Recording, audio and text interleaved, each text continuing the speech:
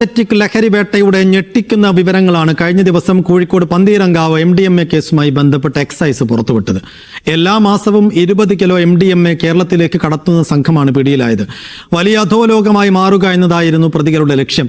ഇവരെ പിടികൂടാൻ 5 സംസ്ഥാനങ്ങളിലായി കിലോമീറ്ററുകളോളം ദൂരമാണ് എക്സൈസിന്റെ പ്രത്യേക അന്വേഷണ സംഘം ജീപ്പിൽ മാത്രം യാത്ര ചെയ്തത്. ഏപ്രിൽ മാസം കോഴിക്കോട് പന്തീരങ്കാവിൽ 2 പേർ കാറിൽ കടത്തിയ MDMA പിടികൂടിയതാണ് ലഹരി സംഘങ്ങളുടെ വലിയ ശൃംഖലയിലേക്ക് എക്സൈസിനെ എത്തിച്ചത്. 1ഉം 2ഉം പ്രതികളായ ഷെഹീഖ്, ഫാത്തിമ നസ്രീൻ എന്നിവരിൽ നിന്നുമാണ് ഇവർ സഞ്ചരിച്ച കാറിന്റെ ഉടമ മലപ്പുറം സ്വദേശി ഉമർ ഫാറൂഖിലേക്ക് അന്വേഷണം എത്തിയത്.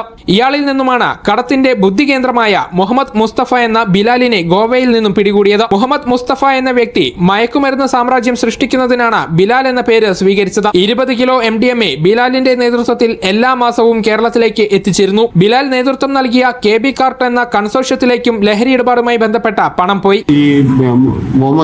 ഷഫീഖ്, ബിലാല്, അതുപോലെ തന്നെ ഉമർ ഫറൂഖ്, ഇവർ മൂന്നാളും ചേർന്ന് KB കാർട്ടിൽ എന്ന് പറയുന്ന ഒരു ചെറിയൊരു ഗ്രൂപ്പ് ഉണ്ടാക്കിയിട്ട് അതിനകത്ത് അതാണ് അവരുടെ ഇൻവെസ്റ്റ്മെന്റ്. അതിനകത്ത് കിട്ടുന്ന ഈ പ്രോഫിറ്റുകളെല്ലാം ആ ഇൻവെസ്റ്റ്മെന്റിലേക്ക് ഇട്ട് അവർ ഡെവലപ്പ് ചെയ്ത് വരുന്ന, അതായത് എന്താ പറയുക, അവർ ഇതിനകത്ത് ഡോളായി മാറുന്നതിനുള്ള, അങ്ങനെയാണ് നമുക്ക് ആ വാട്സപ്പ് ചാറ്റുകളൊക്കെ പരിശോധിച്ചപ്പോൾ നമുക്ക് മനസ്സിലായില്ല. അപ്പോൾ ഇൻവെസ്റ്റ്മെന്റ് എന്ന് പറയുന്നത് കിട്ടുന്ന പ്രോഫിറ്റ് പിന്നെയും ഇൻവെസ്റ്റ്മെന്റിലേക്ക് ഗംഭീരമാണ്. അങ്ങനെ അവർ ചെയ്തുകൊണ്ടിരുന്നു. പിന്നീട് രാജസ്ഥാൻ, പശ്ചിമ ബംഗാൾ, നേപ്പാൾ, തെങ്കാശി, ബാംഗ്ലൂർ എന്നിവിടങ്ങളിൽ കൂടുതൽ പ്രതികൾക്കായി അന്വേഷണ സംഘം പോയി. ഇവിടങ്ങളിൽ നിന്നുമാണ് ഹിരൺ, ആരോമൽ, റംസിയ, നൌഷാദ്, സന്ദേശ് മോഹൻ വാഗെ തുടങ്ങിയ പ്രതികളെ പിടികൂടിയത്. എല്ലാ പ്രതികളുടെയും കൈവശം അന്വേഷണ ഉദ്യോഗസ്ഥരുടെ ചിത്രങ്ങൾ ഉണ്ടായിരുന്നു.